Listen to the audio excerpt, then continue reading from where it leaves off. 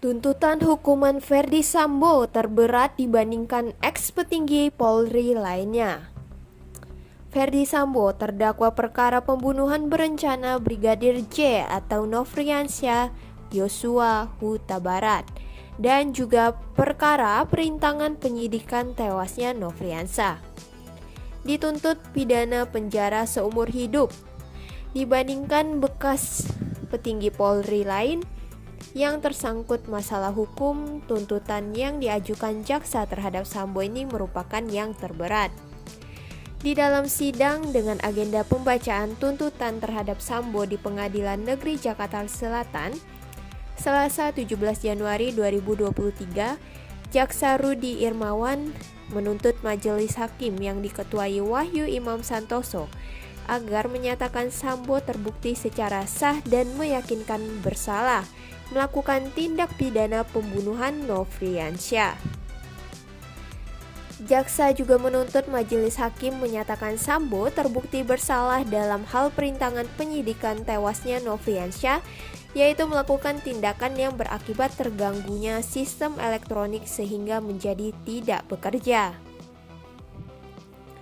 Menuntut majelis hakim menjatuhkan pidana terhadap terdakwa Verdi Sambo dengan pidana seumur hidup, kata jaksa. Jika dibandingkan dengan tuntutannya terhadap bekas petinggi Polri yang juga terjerat pidana, tuntutan terhadap bekas Kepala Divisi Profesi dan Pengamanan Polri ini merupakan yang terberat. Sebelumnya, bekas Kepala Badan Reserse Kriminal Polri, Komisaris Jenderal Susno Duaji yang terjerat kasus korupsi penanganan perkara PT Salma Arwana Lestari dan dana pengamanan Pilkada Jawa Barat 2008 dituntut 7 tahun penjara. Meski kemudian pengadilan tingkat pertama menjatuhkan pidana 3,5 tahun penjara yang kemudian dikuatkan pengadilan banding. Kasus lainnya, bekas Kepala Korps Lalu Lintas atau Korlantas Polri, Inspektur Jenderal Joko Susilo dituntut 18 tahun penjara dalam kasus suap proyek pengadaan simulator kemudi motor dan mobil tahun 2011. Pengadilan tingkat pertama menjatuhkan vonis 10 tahun penjara yang kemudian ditambah menjadi 18 tahun penjara di Pengadilan Tinggi dan diperkuat di Mahkamah Agung. Masih dalam kasus suap yang sama, bekas Wakil Korlantas Polri, Brigadir Jenderal Pol Didik Purnomo divonis 5 tahun penjara. Menurut jaksa, beberapa hal yang memberatkan adalah perbuatan Sambo yang telah mengakibatkan hilangnya nyawa Nofriansyah Huta Barat dan menyebabkan duka yang sangat mendalam bagi keluarganya. Perbuatan Sambo juga telah menimbulkan keresahan dan kegaduhan di masyarakat. Selain itu, lanjut jaksa, Sambo dinilai berbelit-belit dan tidak mengakui perbuatannya dalam persidangan. Perbuatan Sambo juga dinilai tidak pantas dilakukan oleh seorang aparatur penegak hukum yang juga merupakan seorang petinggi Polri. Tidak hanya itu, jaksa menilai bahwa perbuatan Sambo telah mencoreng institusi Polri baik di mata masyarakat Indonesia maupun dunia internasional. Selain itu, perbuatan Sambo juga telah menyebabkan banyak anggota Polri turut terlibat di dalamnya. Hal-hal yang meringankan tidak ada, kata jaksa.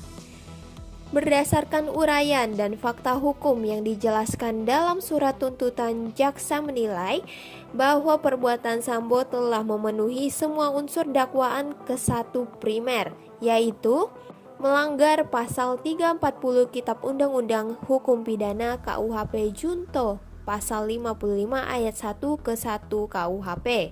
Dengan demikian, jaksa tidak membuktikan dakwaan subsidiar, yakni pasal 338 KUHP Junto pasal 55 ayat 1 ke 1 KUHP.